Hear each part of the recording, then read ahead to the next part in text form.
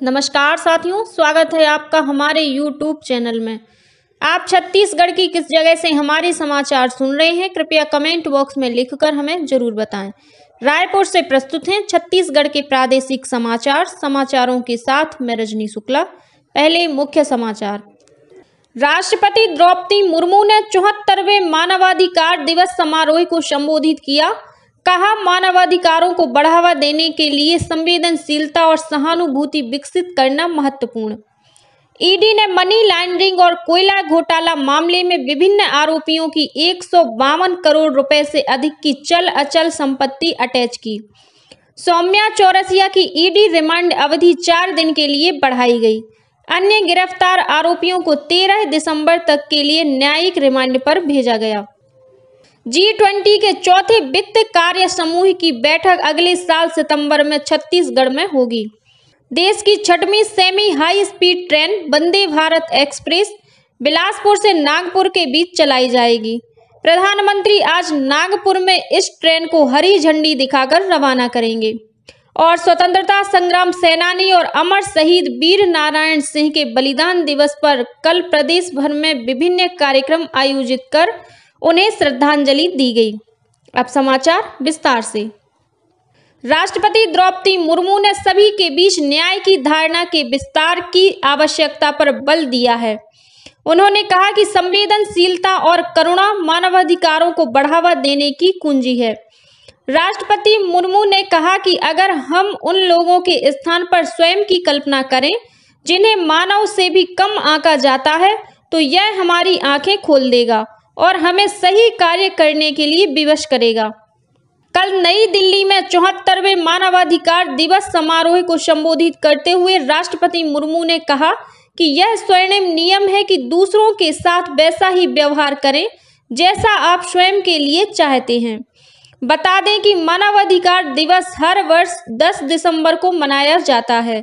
1948 में संयुक्त राष्ट्र महासभा ने मानव अधिकारों की रक्षा के लिए इसी दिन साझा मानक मानदंड के रूप में अपनाया और घोषित किया था।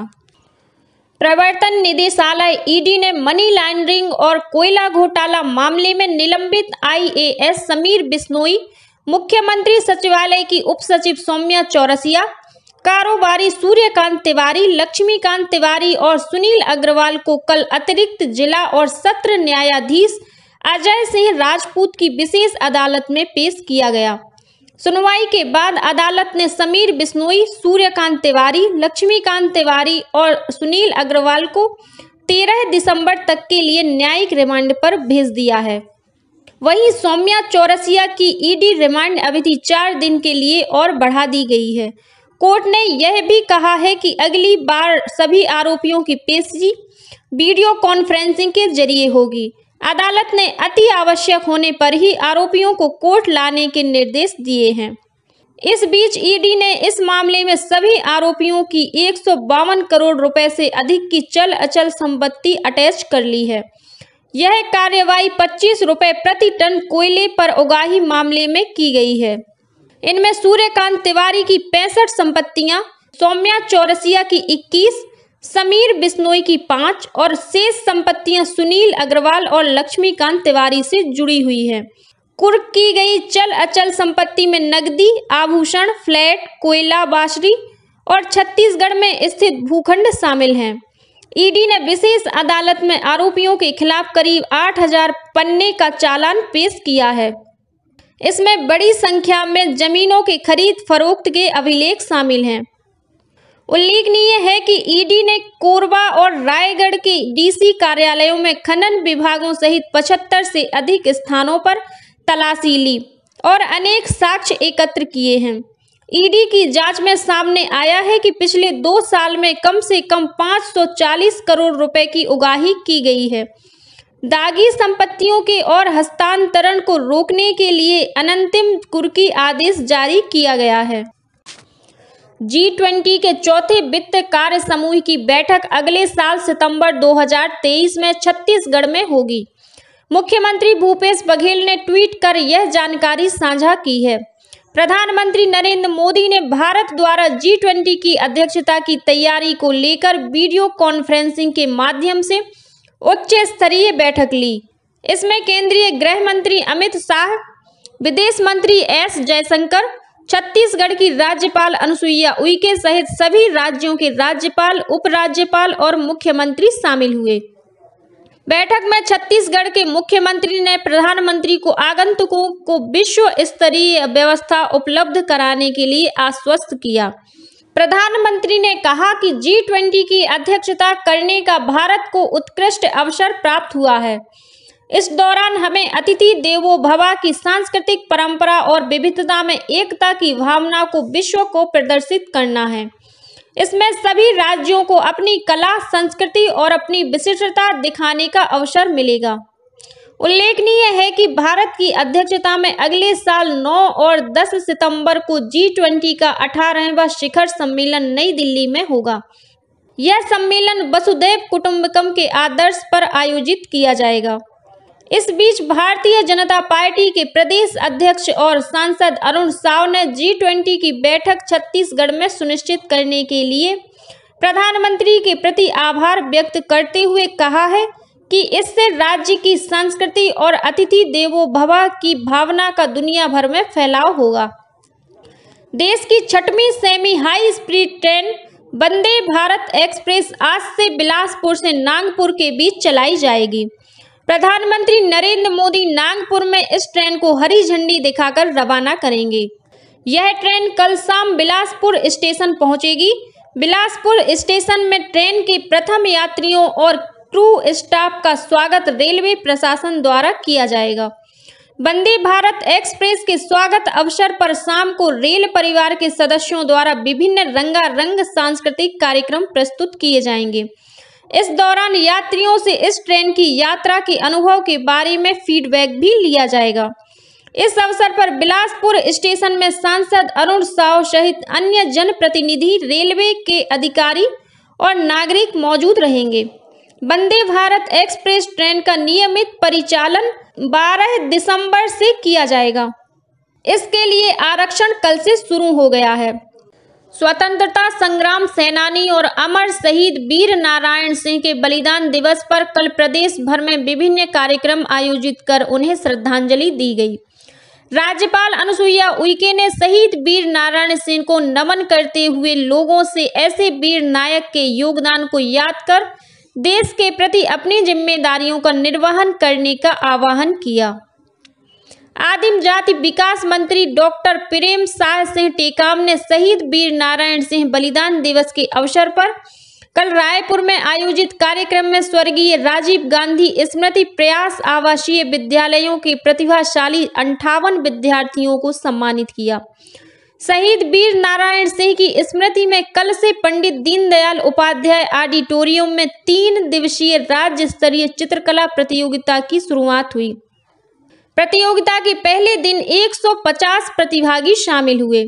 वहीं भारतीय जनता पार्टी के नेताओं और कार्यकर्ताओं ने बालोद बस स्टैंड स्थित शहीद वीर नारायण सिंह की प्रतिमा पर माल्यार्पण कर उनकी शहादत को नमन किया। कार्यक्रम में भाजपा के क्षेत्रीय संगठन महामंत्री अजय जामवाल, प्रदेश संगठन महामंत्री पवन साय सहित अन्य पदाधिकारी मौजूद थे। भाजपा के प्रदेश अध्यक्ष अरुण साव ने शहीद वीर नारायण सिंह की पुण्यतिथि पर उन्हें श्रद्धा सुमन अर्पित करते हुए कहा कि आज की युवा पीढ़ी को शहीद वीर नारायण सिंह के त्याग, तपस्या और बलिदान से प्रेरणा लेनी चाहिए। दुर्ग जिले के कुम्हारी में निर्माणाधीन ओवर ब्रिज से मोटरसाइकिल के गिरने से इसमें सवार एक दंपत्ति की मौत हो गई। इस दुर्घटना में 12 वर्षीय बालिका घायल हो गई। वहीं एक अन्य घटना में कार के अनियंत्रित होकर निर्माणाधीन ओवरब्रिज से जा टकराने से एक युवक गंभीर रूप से घायल हो गया।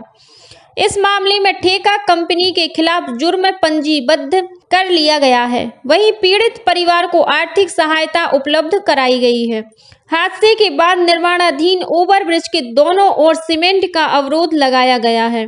साथ ही चारों स्थानों पर कंक्रीट वॉल बैरिकेडिंग की गई है। इसके अलावा ओवरब्रिज के दोनों छोर पर सुरक्षा के लिए जवानों की ड्यूटी भी लगाई गई है।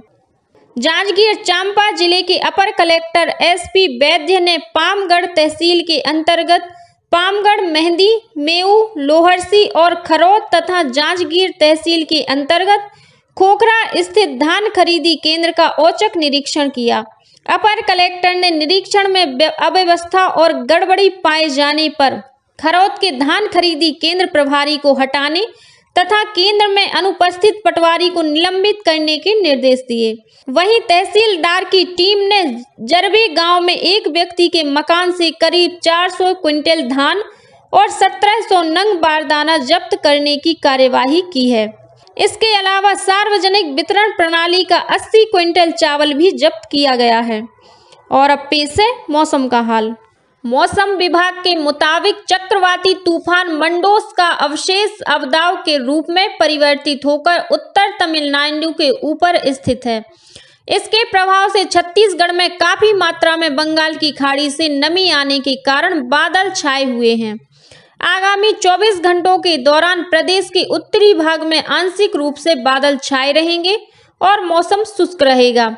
वहीं दक्षिणी हिस्से में भी आंशिक रूप से बादल छाए रहने की संभावना है। साथ ही बस्तर संभाग में 1-2 स्थानों पर बारिश भी हो सकती है। और अब कुछ अन्य खबरें संक्षेप में। प्रजापिता ब्रह्म कुमारी ईश्वरी विश्वविद्यालय की क्षेत्रीय प्रशासिका राजयोगिनी ब्रह्म कुमारी कमला दीदी का कल निधन हो गया। उनके निधन पर राज्यपाल अनुसुईया उइके, मुख्यमंत्री भूपेश बघेल, भाजपा के प्रदेश अध्यक्ष अरुण साव और नेता प्रतिपक्ष नारायण चंदेल सहित अन्य नेताओं ने श्रद्धांजलि अर्पित की। नगरीय प्रशासन मंत्री डॉक्टर शिव कुमार डहरिया ने रायपुर जिले के आरंग विकास खंड के ग्राम सड्डी और कुकरा में करीब 1,69,00,000 रुपए के विभिन्न विकास कार्यों का लोकार्पण किया।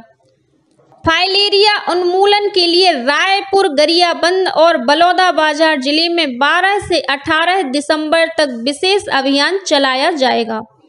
बीजापुर जिले में प्रभारी मंत्री कवासी लखमा और बस्तर विकास प्राधिकरण के अध्यक्ष लखेश्वर बघेल की मौजूदगी में बस्तर विकास प्राधिकरण की बैठक आयोजित की गई। कोंडागांव जिले की शासकीय प्राथमिक शाला मुरारी पारा बड़े बेंदरी में सड़क सुरक्षा सप्ताह के अंतर्गत जागरूकता अभियान चलाया गया। इस दौरान विद्यार्थियों और शिक्षक शिक्षिकाओं को सड़क सुरक्षा संबंधी नियमों का पालन करने की शपथ दिलाई गई। मोहला मानपुर अंबागढ़ चौकी में 28 फरवरी तक प्राथमिक समितियों और लैंपस के जरिए पंजीकृत किसानों से मक्का की खरीदी की जाएगी। रायगढ़ जिले की पुलिस महिला रक्षा टीम द्वारा हमर बेटी हमर मान अभियान के तहत थाना कोतरा रोड क्षेत्र के ग्राम धनागढ़ स्थित स्कूल में जागरूकता कार्यक्रम आयोजित किया गया। जांजगीर चांपा जिले में शिवरी नारायण क्षेत्र के ग्राम केसला के पास ट्रैक्टर की टक्कर से मोटरसाइकिल सवार सीआरपीएफ के एक जवान की मौत हो गई। और भिलाई थाना भट्टी की पुलिस टीम ने महादेव आईडी के नाम पर ऑनलाइन सट्टा संचालित करने के मामले में हिमाचल प्रदेश के शिमला से 3 आरोपियों को गिरफ्तार किया है। आरोपियों के पास से 2 लैपटॉप, 1 टैबलेट, 5 मोबाइल, 3 एटीएम और 1 चेकबुक जब्त किया गया है। इसी के साथ छत्तीसगढ़ के समाचारों का ये बुलेटिन समाप्त हुआ। नमस्कार।